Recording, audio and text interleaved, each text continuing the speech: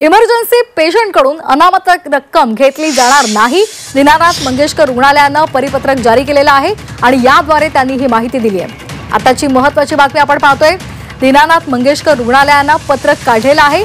Emergency पेशंटकडून अनामत रक्कम घेतली जाणार नाही असं या पत्रकामध्ये त्यांनी म्हटलेलं आहे।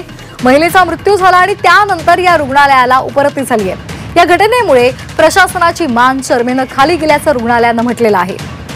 या संदर्भात अधिक माहिती घेणार आहोत आमचे प्रतिनिधी अरुण मेहत्रे। अरुण, आपण पाहतोय दीनानाथ रुग्णालयाने आता पत्रक काढलेलं आहे आणि इमर्जन्सी पेशंटकडून अनामत रक्कम घेणार नाही असं म्हटलेलं आहे। आणखीन त्या पत्रकामध्ये काय काय म्हटलंय?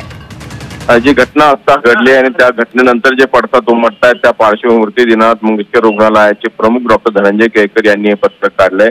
तीन प्रामुख्याने गोष्टी यामध्ये आहेत। एक तर डॉक्टरांनी या घटनेमध्ये किंवा या प्रकरणामध्ये असंवेदनशीलता दाखवली अशा स्वरूपाचा जो आरोप होतोय किंवा अशा स्वरूपाचे दावे केले जातात। इतकंच नाही तर मुख्यमंत्री स्वतः देखील या संदर्भात बोलले।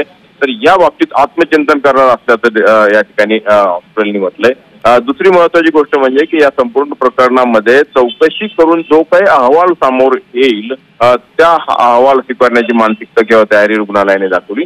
आणि तिसरा जो त्याहीपेक्षा महत्वाचा भाग की या संपूर्ण घटनेचं जे मूळ कारण आहे ते म्हणजे की घटनेनंतर म्हणजे जे ज्यावेळी रुग्णालय इथे दाखल करायला आणलं होतं त्यावेळी त्यांच्याकडून डिपॉझिट किंवा अनामत रक्कम 10 लाखाची मागितली गेली आणि त्यानंतर या रुग्णाचा मृत्यू झाला असं जे अशी जी माहिती आहे हे जे सांगितलं जाते। तर त्या अनुषंगाने या पुढच्या काळामध्ये कुठल्याच इमर्जन्सी म्हणजे अतिदक्षता कक्षामध्ये किंवा म्हणजे आयत्या वेळी जे गंभीर रुग्ण असतात त्यांना जर दाखल करण्याची परिस्थिती उद्भवली तर त्यांच्याकडून कुठल्याच प्रकारची अनामत रक्कम किंवा डिपॉझिट घेतलं जाणार नाही असं रुग्णालयाकडून स्पष्ट करण्यात आलंय।